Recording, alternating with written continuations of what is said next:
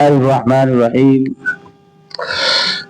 جب اس بات کا پوری طرح اندازہ ہو گیا کہ مکہ میں رہتے ہوئے تبلیغ اسلام میں کامیابی مشکل ہے اور دشمنوں کی طرف سے قتل کی تیاریاں ہونے لگی تو حضور صلی اللہ علیہ وسلم نے مدینہ کی طرف ہجرت فرمائی۔ اول خفیہ طور پر صحابہ نے ہجرت کی اور پھر حضور پاک صلی اللہ علیہ وسلم نے سفر فرمایا۔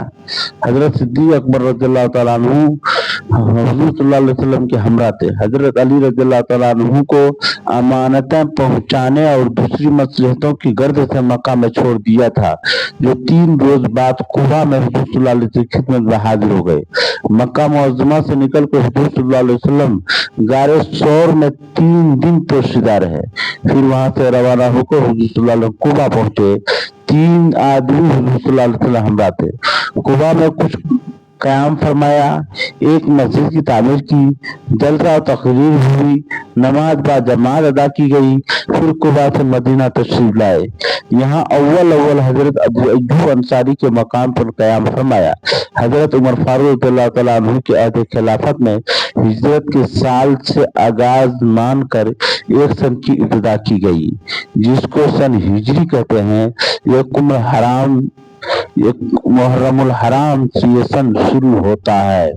سوال ہے کہ حضور پاک صلی اللہ علیہ وسلم مکہ سے مدینہ گئے، اس کو سوال جواب میں ہم آپ کو بیان کرتے ہیں، اس کو آپ سبھی حضرات یاد کریں، کیونکہ جب آپ یاد کریں گے تبھی تاریخ معلوم ہوگا۔ سوال ہے کہ رسول اللہ صلی اللہ علیہ وسلم مکہ معظمہ سے کیوں ہجرت فرمائی؟ جواب ہے کیونکہ 13 سال کی تجربہ نے بتا دیا تھا مکہ معظمہ میں رہتے ہوئے تبلیغ اسلام میں کامیابی مشکل ہے اور ترقی اسلام کی صرف یہی صورت ہے مکہ سے ہجرت کی جائے۔ سوال مکہ سے روانگی اور سفر کی کیا کیفیت تھی؟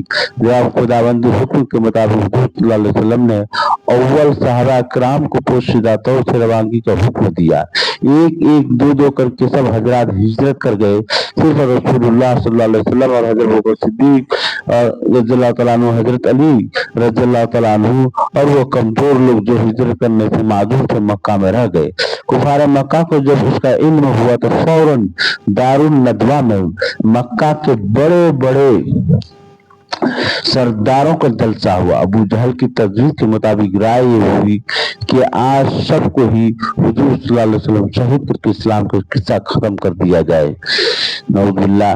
طے یہ ہوا کہ ہر قبیلہ کا ایک شخص اپنے پورے قبیلہ کی طرف سے اس ہنگامے میں شریک ہوتا، پھر کسی قبیلہ کا اعتراض کا یا بدلہ لینے کا موقع نہ رہے۔ خداوند عالم نے حضور صلی اللہ علیہ وسلم کو ان کی مشورہ کی اطلاع فرما دی۔ خداوند عالم کے ارشاد کے بموجب حضور صلی اللہ علیہ وسلم نے اسی شخص کو ہجرت کا ارادہ فرما لیا۔ صدیق اکبر اور حضرت ابوبکر رضی اللہ تعالیٰ عنہ حضور صلی اللہ علیہ وسلم ساتھ چلنے کے شوق میں ٹھہرے ہوئے تھے اور پہلے سے راستہ بتانے والے شخص 2 سانڈلیوں کا انتظام کر چکے تھے۔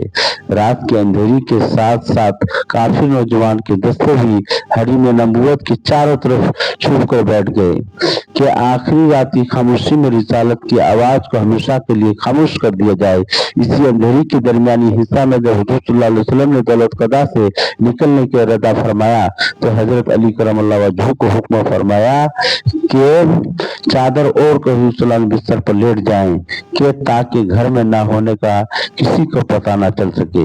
اسلام کی فداکاری کا بہترین نمونہ ہے کم سن نوجوان جو دنیا کی زندگی کا بہت کچھ آرزومند ہو سکتا ہے اور جس کا سینہ ہزاروں امنگوں کا گہوارہ بنا ہوا ہوتا ہے، اپنے روحانی آقا کو حکم پر بے دھڑک اس بستر پر لیٹ جاتا ہے، جس سے متعلق یقین تھا کہ صبح ہونے سے پہلے ایک قربان گاہ بن جائے گا جو رات کی بے دردی پر خون کے سرخ آنسو بہا رہا ہوگا۔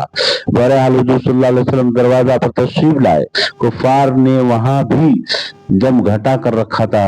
حضور صلی اللہ علیہ وسلم نے سورہ یاسین شریف کی تلاوت شروع فرمائی اور فَأَغْشَيْنَاهُمْ وَهُمْ لَا يُبْصِرُونَ کی کئی مرتبہ دہرایا۔ خداوند عالم نے ان کی آنکھوں پر پردہ ڈال دیا، چنانچہ حضور صلی اللہ علیہ وسلم ان کی آنکھوں میں ڈھول جھونکتے ہوئے باہر تشریف لائے۔ حضرت ابوبکر صدیق رضی اللہ تعالیٰ عنہ اور راستہ بتانے والے کے ہمراہ مدینہ کے راستہ پر روانہ ہو گئے۔ کچھ آگے چل کر سور پہاڑ کے ایک غار میں क़याम फरमाया। कुरैश के उन काफिर नौजवान और बूढ़े मुदब्बिरों को जब अपनी शिकस्त का पता चला तो बहुत परेशान हुए और चारों तरफ दौड़ना शुरू किया। ऐलान किया गया कि जो शख्स हुजूर सल्लल्लाहु अलैहि वसल्लम को पकड़ कर लाए उसे 100 ऊंट इनाम दिए जाएंगे। एक जमात निशाने कदम पर अंदाजा लगाती हुई गार के मुंह पर जा पहुंची और अगर वो जरा झुकते तो यकीनन हुजूर सल्लल्लाहु देख लेते। हज़रत सिद्दीक़ रज़ियल्लाहु तआला अन्हु उनके पैरों को गार के अंदर से देख रहे थे और इस ख्याल से घबरा रहे थे उनमें से कोई हुजूर सल्लल्लाहु अलैहि वसल्लम देख कर तकलीफ पहुंचाए। हुजूर सल्लल्लाहु अलैहि वसल्लम ने उनको तस्कीन देते हुए फरमाया, ला तहज़न इन्नल्लाह मआना, घबरा नहीं, अल्लाह हमारे साथ है। खुदा की कुदरत, एक मकड़ी ने गार के मुंह पर जाला तन दिया और फौरन एक कबूतर ने घोंसला बना लिया था जिसके देखने वालों को हुजूर सल्लल्लाहु अलैहि वसल्लम के मौजूद होने का वहम भी ना हुआ। लुत्फ यह है कि तलाश करने वालों में सबसे ज्यादा चुस्त चालाक उमैया बिन खल्फ था। वही बोला कि चलो या नहीं हो सकते। सवाल है कि रसूलुल्लाह सल्लल्लाहु अलैहि वसल्लम गार में कितने रोज क़याम फरमाया? जवाब है कि 3 दिन क़याम फरमाया।